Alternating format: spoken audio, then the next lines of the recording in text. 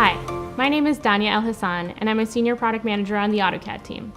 Today, I'm proud to introduce a new addition to the AutoCAD family, the AutoCAD web application. For the first time, you can access original AutoCAD directly from your web browser.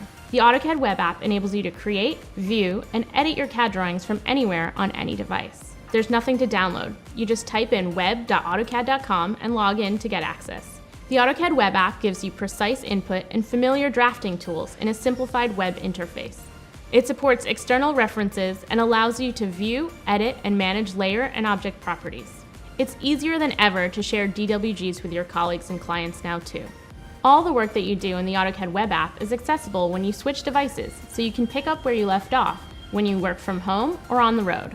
The AutoCAD web application is available to all subscribers of AutoCAD 2019 and AutoCAD LT 2019. Enable this service in accounts.autodesk.com.